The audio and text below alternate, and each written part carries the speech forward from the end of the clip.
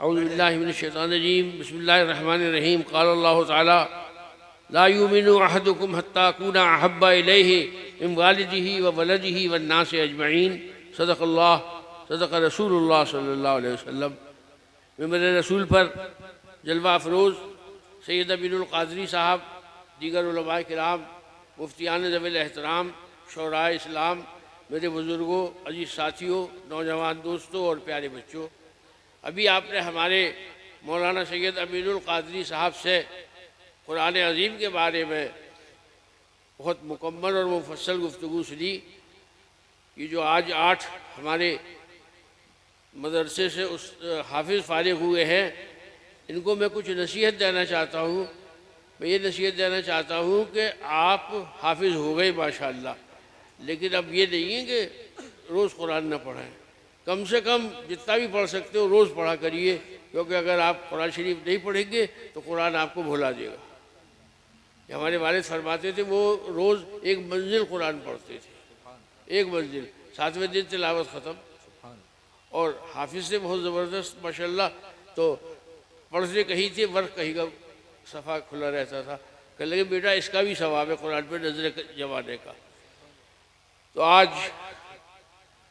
ہم لوگ بہت خوش ہیں کہ ہماری کوششیں رنگ لائی ہیں، اور انشاءاللہ اسی طرح مدارس کا کام چلتا رہے گا، چاہے کتنی ہی انکوائریاں ہوں، مگر اللہ کے کرم سے میرا قریب 350 مدرسوں اور دارالعلوم سے تعلق ہے۔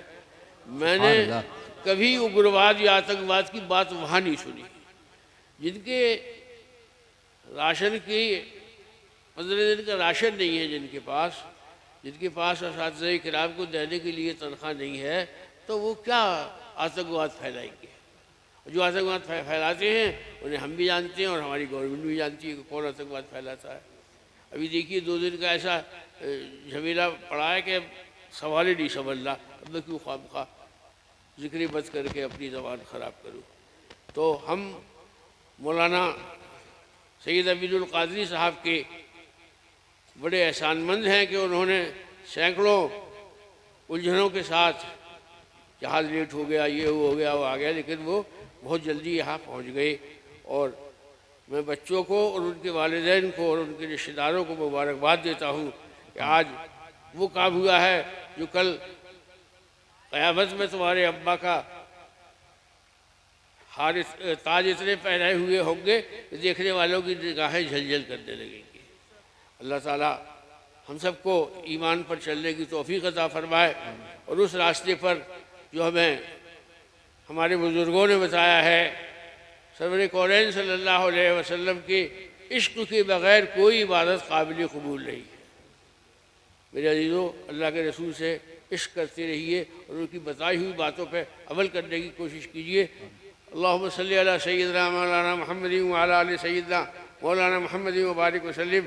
یا اللہ یا رحمان یا رحیم، اس مجلس پاک کو قبول فرما، اس مجلس کے ختم ہونے سے پہلے ہمارا شمار بخشے ہوا میں کر دیا جائے۔